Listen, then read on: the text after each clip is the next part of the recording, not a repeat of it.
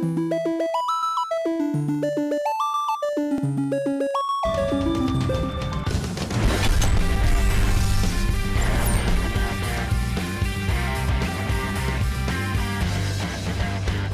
guys, I'm Alana and welcome to Button Bash. We are here at EA headquarters in Redwood City playing Battlefield Hardline, and next to me is Ben, who is a designer, and I understand you've worked a lot on the multiplayer, so can you tell me what are some of the changes from previous Battlefield games?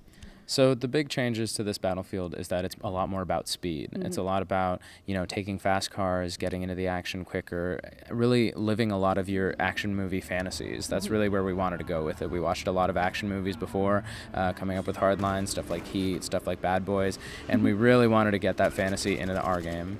That's awesome, and I think you've done that quite well. So can you tell us about some of the new game modes? We have 7 game modes in total.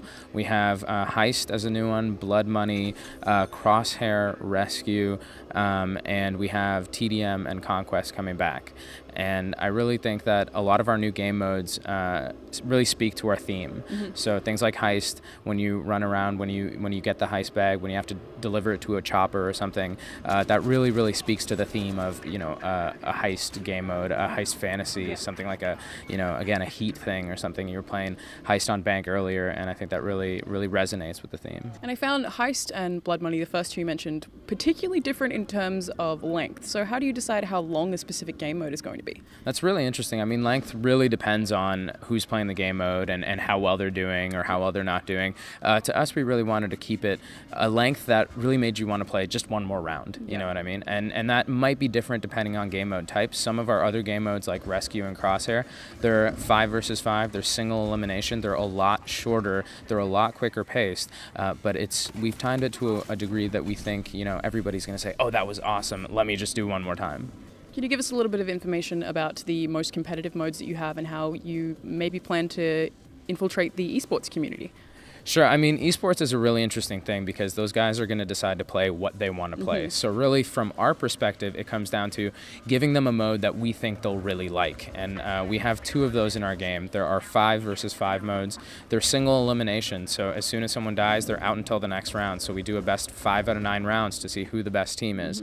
The reason I think these are really going to resonate is with these 5 out of 9 rounds, with this over and over and over again playing, the same sort of setup, you start getting all these strategies that are sort of meta strategy. Here's a really good way I found of going, but if they think I'm going that way, then I'm not going to get, they're going to get the jump on me. They're going to get there first, right? It also involves, what I think is unique to Hardline is all of our gadgets. So it involves a lot of those of using them in interesting ways, using the grapple hook to get up to somewhere where you wouldn't think you'd be, getting on a roof with the zip line and shooting it down, and somebody's checking the doorway, but you've already gone above them. So I think it's a lot of, gadget play, a lot of routes, a lot of different ways you can take, and I hope that really resonates with the competitive crew. I know it does with us here. So what is your favorite personal game mode? I've been really liking Rescue lately. We just came back from PAX. We were showing Rescue at PAX. It played really well. A ton of people seem to really enjoy it. And again, it's all that gadget play. It's that inner gadget play. It's, do I decide to take the stealth training? Do I decide to take the laser trip mine? Do I decide to take, am I deciding to try to revive my teammates, or am I picking up survivalists that maybe if I get killed by a random grenade, I can at least have a second shot?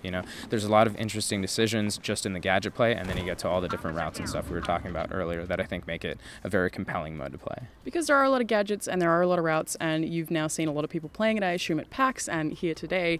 Have you been really surprised by the different approaches that people take to these different game modes?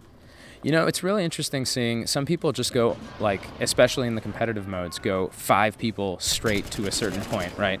And that's definitely one way to play it, and a lot of the times that works. That'll overwhelm the other team, but if they know that you're coming, they can set up in certain ways and get around that. So we've seen a lot of really interesting stuff where people will use destruction to their advantage in certain maps, and go a different route that might not have been open last round, but you blew it out, and now you can go through there in places they're not expecting.